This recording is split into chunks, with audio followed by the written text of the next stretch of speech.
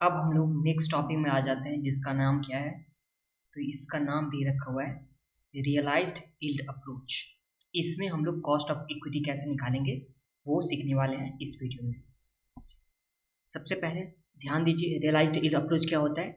इसमें एक एजम्पशन लिया जाता है कि जितना जितना क्या हुआ था पास्ट में डिविडेंड मिलता था उतना ही फ्यूचर में भी डिविडेंड कंटिन्यू होने वाला है। तो ये सबसे फर्स्ट एजम्पशन क्या हो गया कि जितना पास्ट में डिविडेंड था उतना फ्यूचर में भी कंपनी को शेयर होल्डर को डिविडेंड उतना मिलने वाला है कंपनी के द्वारा। तो ये हम लोग का एजम्पशन हो गया। प्लस में दूसरा एजम्पशन इसमें क्या लिया जाता है, तो इसमें दूसरा एजम्पशन लिया जाता है कि रिस्क जितना अभी है जितना पास्ट में था रिस्क उतना ही फ्यूचर में भी होने वाला है। तो इस दो एजम्पशन के साथ इसमें निकाला जाता है कॉस्ट ऑफ इक्विटी। ओके, तो ये समझ में आ गया आप लोग को। एक बार इसे रीड कर लेते हैं क्या दे रखा हुआ है। According to this approach, the average rate of return realized in past few years is historically regarded as expected return in future। तो यहाँ पे यही बोला गया कि जितना पास्ट के कुछ सालों में डिविडेंड मिल रहा था उसी तरह से यहाँ पे फ्यूचर में भी डिविडेंड मिलने वाला है। उसके बाद क्या दे रखा हुआ है, it computes cost of equity based on the past record. तो यहाँ पास्ट रिकॉर्ड से बनाया जाता है of dividend actually realised by the equity share holder. Through this approach, provide a single mechanism of calculating cost of equity. It has unrealistic assumption। तो यहाँ पे unrealistic एक तरह से देखिए जितना पास्ट में मिला डिविडेंड अब हमेशा तो नहीं है कि फ्यूचर में उतना ही मिलेगा, तो इसलिए इसे अनरियलिस्टिक एजम्पशन माना गया है। फिर क्या बोला, like risk face by the company remains in same. तो यहाँ पे जितना पास्ट में रिस्क था उतना ही फ्यूचर में होने वाला है। तो ऐसा तो पॉसिबल नहीं है ना कि जितना पास्ट में रिस्क था उतना फ्यूचर में भी रिस्क आने वाला है। क्यों? बिकॉज जैसे जैसे इन्वायरमेंट चेंज होता है, बिजनेस इन्वायरमेंट जैसे जैसे चेंज होता है उस तरह से रिस्क भी कंपनी का चेंज होता है। एक तरह से समझ लीजिए कि जैसे जैसे डेवलपमेंट होता है उस तरह से कंपनी को भी डेवलपमेंट करना होगा। अगर ऐसा नहीं करने से वो कंपनी आगे तक सर्वाइव नहीं कर सकता। तो इसलिए रिस्क हमेशा कभी भी सेम नहीं होने वाला है, इसलिए इसे क्या माना गया कि ये अनरियलिस्टिक एजम्पशन है। ओके, ये समझ में आ गया आप लोग को। फिर आगे क्या लिखा हुआ है, the share holder continue to expect the same return rate of return and the re investment opportunity. यहाँ क्या लिखा हुआ है, री इन्वेस्टमेंट अपॉर्चुनिटी कॉस्ट। यहाँ पे जितना कंपनी से रिटर्न मिल रहा है और जितना ये फिर से कहीं पे इन्वेस्ट कर सकता है उस दोनों का कॉस्ट भी यहाँ पे क्या माना गया है, तो इस दोनों का कॉस्ट भी सेम माना गया है। यहाँ तो कुछ प्रॉब्लम नहीं आप लोगों को। फिर लास्ट लाइन एक बार पढ़ लेते हैं क्या बोला है, if the earning do not remain stable this method is not practicable. तो यहाँ पे अर्निंग जब किसी भी कंपनी का अर्निंग अगर एक जैसा नहीं होगा तो ये मेथड अप्लीकेबल नहीं होने वाला है, ये लास्ट लाइन में बता दिया गया। अब ये इलस्ट्रेशन नंबर 10 है हम लोगों के पास। आ जाइए आप लोग इलस्ट्रेशन नंबर 10 में आ जाइए। क्या दे रखा हुआ है इलस्ट्रेशन नंबर 10, पढ़ते हैं एक बार। Mister Mehra has purchase a share of Alpha Limited for ₹1000। तो यहाँ के 1000 का शेयर परचेज करके रखा हुआ है। He receive dividend for a period of 5 year at the rate of 10%। तो यहाँ पर 10% रेट से डिविडेंड रिटर्न डिविडेंड आ रहा है इसको, इसके पास कितना आ रहा है 10% के रेट से डिविडेंड आ रहा है इसे।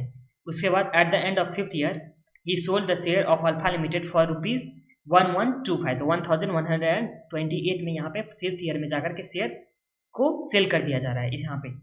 आगे you are required to compute the cost of equity as per realised yield approach. हम लोग को रियलाइज्ड यील्ड अप्रोच के हिसाब से क्या निकालना है, कॉस्ट ऑफ इक्विटी इस सम्स में निकालना है। तो ये हो गया हम लोग को। देखिए कॉस्ट ऑफ इक्विटी हम लोग रियलाइज्ड यील्ड अप्रोच में कैसे निकालते थे, तो इसके लिए हम लोग क्या मानते थे कि जितना पास्ट में डिविडेंड मिल रहा है उतना हम लोग को फ्यूचर में भी डिविडेंड मिलने वाला है। इस सम्स में तो सिंपली बता दिया कि यहाँ पे क्या होने वाला है, डिविडेंड कितना मिलेगा, तो dividend is equal to 1000 share invest किया था, इस पे 10% डिविडेंड मिल रहा है। तो यहाँ पे 100 मिलेगा डिविडेंड कितने ईयर तक के लिए, तो यहाँ पे डिविडेंड 100 करके 5 ईयर तक मिलेगा। कितना, ये रहा 5 ईयर तक डिविडेंड मिलने वाला है। प्लस में 5th ईयर के एंड में जाकर के, यही बोला क्या, हाँ at the end of 5th year. तो यहाँ पे 5th ईयर के एंड में जाकर के ये जो है मिस्टर मेहरा शेयर को सेल कर दे रहा है। तो यहाँ पे 5th ईयर में जाकर के शेयर सेल हो रहा है, कितने में सेल हो रहा है, तो 1128 में जाकर के सेल हो रहा है। तो ध्यान दीजिए जितना इसका प्रेजेंट वैल्यू है, जितना प्रेजेंट वैल्यू है डिविडेंड का हो जाएगा, प्लस में जितना प्रेजेंट वैल्यू होगा जो 5 साल के बाद सेल करके इसे मिलेगा, तो वो जितना भी प्रेजेंट वैल्यू होने वाला है किसका, देखिए अभी 1000 में क्या गया था, इन्वेस्ट किया था। इसे कॉपी में समझते हैं, आ जाइए कॉपी में आप लोग भी। ये रहा हम लोग के पास इलस्ट्रेशन नंबर कौन सा था, पहले देख लें, इलस्ट्रेशन नंबर 10 था। एक बार समझ लीजिए। और हाँ, इस सम्स में भी मार्किंग करके रख लीजिए कि जब आप लोगों का कॉस्ट ऑफ कैपिटल कंप्लीट हो जाएगा उसके बाद आकर के ये सम्स देखना है। कॉस्ट ऑफ कैपिटल नहीं था, सॉरी, कैपिटल बजटिंग जो चैप्टर नंबर 7 है इन्वेस्टमेंट डिसीजन का, वो कंप्लीट होने के बाद ही ये समझ में आप लोगों को आएगा। अदरवाइज वैसे तो आप लोग को थोड़ा बहुत समझ में आ जाएगा, तो एक बार देख लीजिए।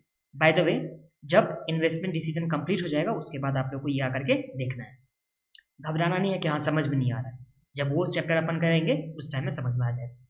अब देखिए इस सम्स में देखिए 1000 आज इन्वेस्ट कर रहा है 0 ईयर में।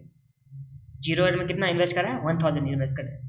फिर 0 से लेकर के 1 से लेकर के 5 ईयर तक इसे क्या मिलेगा? तो डिविडेंड मिलेगा कितने का? तो डिविडेंड मिलेगा इसे 100 करके डिविडेंड मिलेगा, जो 10% था हम लोग निकाल चुके हैं। 1000 का 10% 100 आ गया डिविडेंड। 5th ईयर में जाकर के ये शेयर को सेल कर रहा है, कितने में सेल कर रहा है? 1128 में जाकर के सेल कर रहा है, तो इसे जो भी मिलेगा, तो इसे देखिए आज के दिन में आउटफ्लो कितना हो रहा है? तो 1000 क्या हो रहा है यहाँ पे? आउटफ्लो हो रहा है, 1000 आउटफ्लो हो गया। और ये 1 से लेकर के 5 ईयर तक मिलेगा 100 करके, तो ये तो इनफ्लो हो गया। प्लस में 5th ईयर में जाकर के जब सेल करेगा कंपनी, जब शेयर को सेल करेगा, कौन था? मिस्टर मेहरा था। तो जब सेल करने के बाद उसे इनफ्लो आएगा, तो यहाँ पे ये हम लोग का क्या है? इनफ्लो है। और ऊपर जो दे रखा हुआ है ये 1000 वो हम लोग का आउटफ्लो है। तो अगर हम लोग इसमें एनपीवी मतलब क्या होता था? तो एनपीवी होता था net present value of inflow, cash inflow, minus क्या होता था? NPV of outflow. आज के दिन में कितना इनफ्लो, आज के दिन इसे प्रेजेंट वैल्यू करके हम लोग निकाल लेते हैं कि कितना आज के दिन में इस इनफ्लो का वैल्यू होने वाला है, प्लस में कितना आउटफ्लो हो रहा है। अगर ये जितना आज के दिन में मेरे को क्या हो रहा है यहाँ पे देखिए, आउटफ्लो हो रहा है, आउटफ्लो मतलब हम लोग दे रहे हैं पैसा, प्लस में इनफ्लो मतलब कितना हम लोग के पास आएगा, वो आज के दिन में अगर निकाल लेंगे और इस दोनों का डिफरेंस अगर 0 या उससे ज़्यादा होगा तो हम लोग क्या मानेंगे कि ये मेरे लिए इन्वेस्टमेंट क्या है? अच्छा है। देखिए आज के दिन में आप किसी को दे रहे हो 100 रुपया, ये हम लोग का आउटफ्लो मानते हैं 100 रुपया, और ये इनफ्लो आज के दिन में जो फ्यूचर में हम लोग को पैसा मिलेगा उसका आज के दिन में वैल्यू कितना है? 120 है। तो इस तरह से अगर देखा जाए तो 20 का हम लोग को क्या हो रहा है? 20 का क्या हो रहा है? हम लोग को एक्स्ट्रा मिल रहा है। तो हम लोग ऐसा प्रोजेक्ट को एक्सेप्ट करेंगे कि नहीं? तो आंसर इज हाँ, एक्सेप्ट तो करेंगे। बस समझने के लिए अभी थोड़ा समझ लीजिए, क्योंकि जब हम लोग इन्वेस्टमेंट डिसीजन देखेंगे उस टाइम में आप लोग को अच्छे से क्लियर हो जाएगा। बट अभी के लिए समझ लीजिए कि देखिए इनफ्लो जब ज़्यादा होगा या इनफ्लो इक्वल टू आउटफ्लो होगा तभी हम लोग इन्वेस्ट करेंगे, अदरवाइज इन्वेस्ट नहीं करेंगे। तो देखिए जब हम लोग रियलाइज्ड यील्ड अप्रोच में पढ़े थे तो इसमें क्या पढ़े हैं कि जितना पास्ट में मिला था उतना फ्यूचर में भी मिलना चाहिए। तो पास्ट इक्वल टू क्या हो गया? फ्यूचर। पास्ट में जो भी मिल रहा था उसका जो नेट प्रेजेंट वैल्यू होगा एनपीवी, वो भी क्या इक्वल होना चाहिए? इसके एनपीवी से इक्वल होना चाहिए। तो इस केस में जो हम लोग को इनफ्लो मिल रहा है 100 करके 5 ईयर तक मिलेगा, प्लस 1128 करके हम लोग को मिलेगा 5th ईयर में मिलेगा, एंड आज के दिन में आउटफ्लो हो रहा है 1000। अगर इस टाइम में हम लोग जो IRR निकालेंगे, IRR मतलब होता है क्या कि जिस टाइम में इनफ्लो और आउटफ्लो इक्वल हो जाएगा तो उस रेट को हम लोग क्या बोलते हैं? IRR।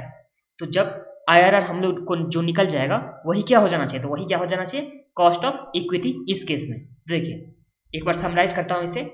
तो रियलाइज्ड यील्ड अप्रोच में हम लोग को देखना होता था कि पास्ट में जितना डिविडेंड मिला पास्ट फ्यू ईयर में उतना फ्यूचर में भी मिलने वाला है। कॉस्ट ऑफ इक्विटी कैसे डिसाइड होगा इसमें? तो जैसे IRR जो भी होगा वो क्या हो जाएगा? इसका कॉस्ट ऑफ इक्विटी। IRR कैसे निकालते हैं? तो जो भी इनफ्लो हो रहा है प्लस में जो भी आउटफ्लो, जो भी इनफ्लो हम लोग का होगा प्लस जो भी आउटफ्लो होगा उस दोनों का डिफरेंस कितना आना चाहिए? 0 आना चाहिए। तो ये हो गया। तो देखिए रियलाइज्ड यील्ड अप्रोच में आ जाइए, हम लोग मानते हैं एक बार फ्यूचर वैल्यू कितना, एक बार हम लोग कितना लेते हैं? डिस्काउंटिंग फैक्टर 10% लेते हैं, एक बार 15% लेकर के हम लोग निकालेंगे और उस टाइम में देखेंगे IRR कितना निकलता है। ओके। और हाँ अभी फिर से बता रहा हूँ, ये आप लोग को जब तब तक समझ में नहीं आएगा जब तक कि आप लोग इन्वेस्टमेंट डिसीजन करके नहीं आया होगा, जो चैप्टर नंबर 7 है। तो देखिए ईयर 1, ईयर यहाँ आ गया तो ईयर हो गया सबसे पहले 0, फिर 1 2 3 4 5। एक काम करते हैं यहाँ 1 से लेकर के 5 तक डायरेक्ट लिख देता हूँ, 1 से लेकर के 5 और यहाँ लिखते हैं 5 ईयर। फिर यहाँ कैश फ्लो, यहाँ के discounting factor eight the rate, एक बार एज्यूम कर रहा हूँ 10% से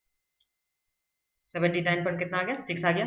तो ये अब इसका करते हैं सेकेंड साइड वाला, तो ये आता है 560.62 प्लस 335.2 माइनस 1000, तो ये हम लोग का निगेटिव में आ रहा है 104.18 आया।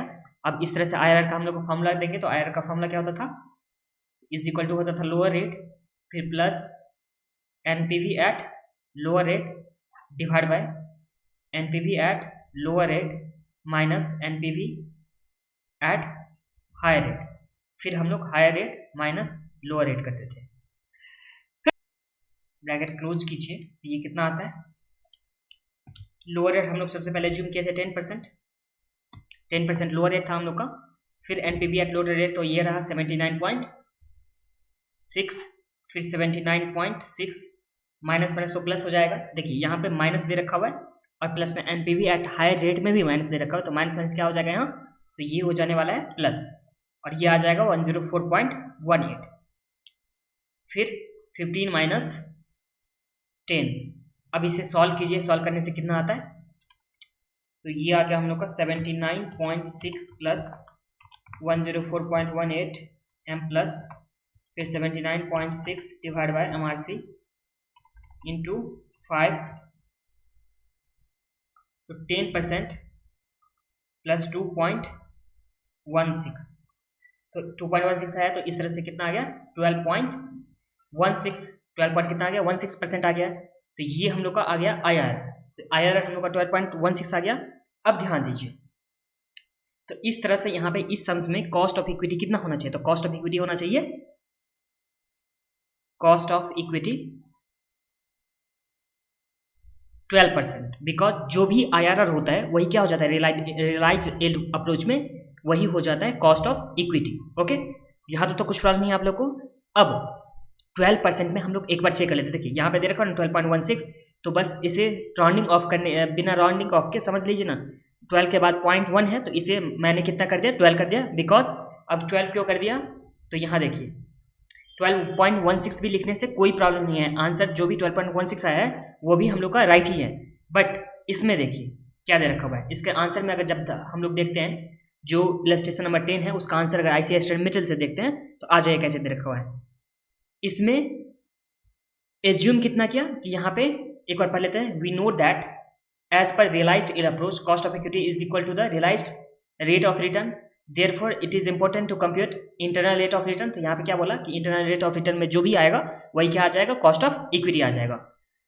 उसके बाद यहाँ पे ट्रायल एंड एरर मेथड से निकाला गया, तो ट्रायल एंड एरर मेथड से हम लोग भी निकाल चुके हैं कि एक बार मान लिया 10% कॉस्ट ऑफ डिस्काउंटिंग फैक्टर, एक बार 10%, एक बार मान लिया 15%, इस तरह से हम लोग निकाले थे, हम लोग आया था 12.16 आया था। उसके बाद this realised rate of return is discounted rate at which equates the present value of dividend received in the past 5 year plus present value of sale price. यहाँ पे क्या बोला कि जो भी डिविडेंड 5 साल में रिसीव करेगा उसका प्रेजेंट वैल्यू प्लस में कितना सेल हो रहा है उसका present value to the purchase price 1000। तो यहाँ पे जितना आउटफ्लो 1000 अभी होगा, बट इनफ्लो कितना होने वाला है, तो 100 करके 5 ईयर तक होने वाला है, प्लस 1128 होने वाला है 5th ईयर में। तो इस दोनों को इक्वल करके IRR निकाला था। तो यहाँ क्या बोला, the discounting rate at which equalise those two is 12% approximately. तो यहाँ पे सम्स में भी अप्रॉक्सीमेटली 12% एज्यूम किया गया है, बट हम लोग क्या कहते हैं यहाँ पे निकाले थे, जो हम लोग का IRR था यहाँ पे हम लोग निकाले हैं, एक बार मान करके 10%, एक बार 15% मान करके, बट यहाँ ICAI स्टडी मेटेरियल में क्या दे रखा होता है, एज्यूम किया गया है। तो हम लोग को कैसे पता कि यहाँ पे 12% ही एग्जैक्ट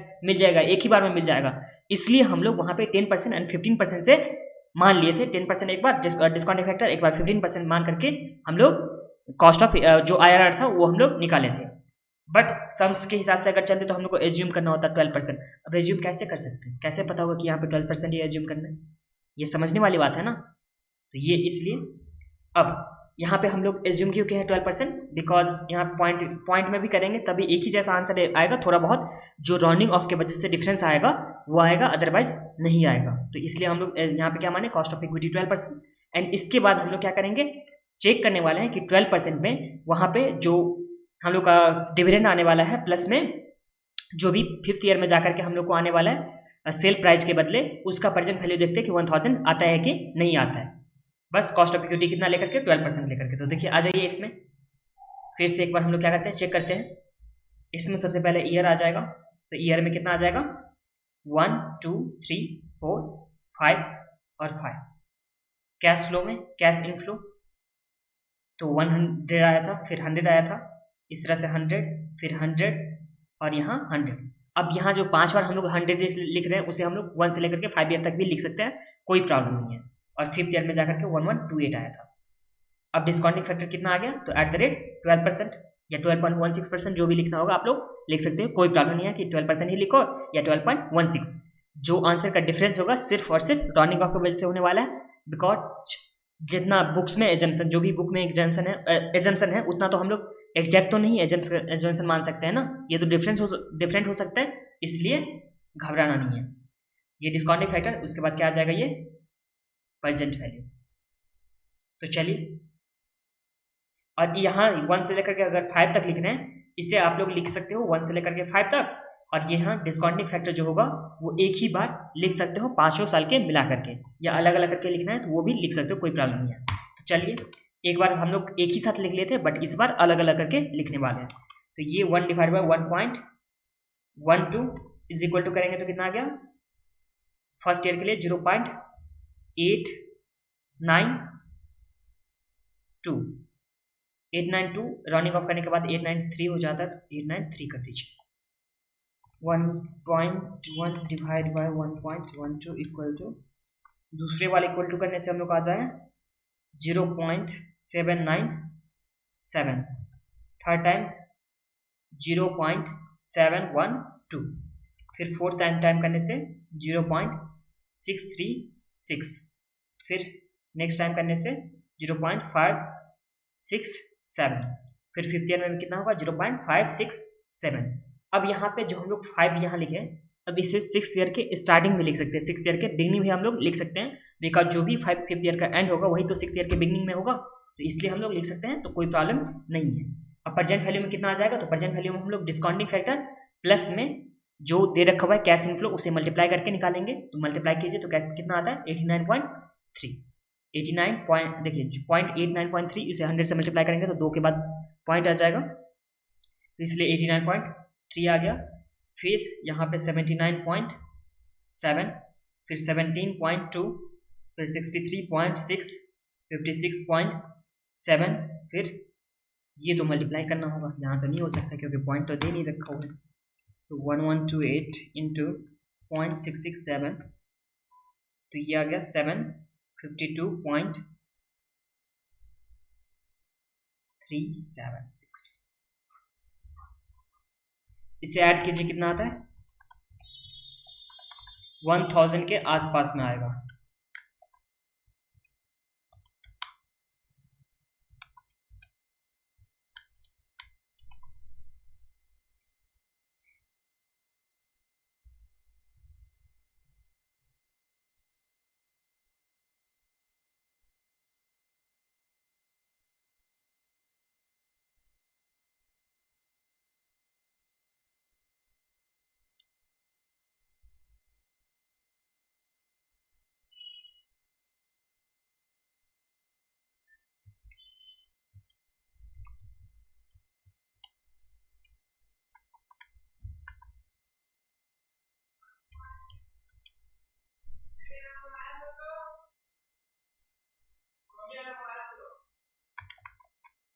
ऐड कीजिए आप लोग,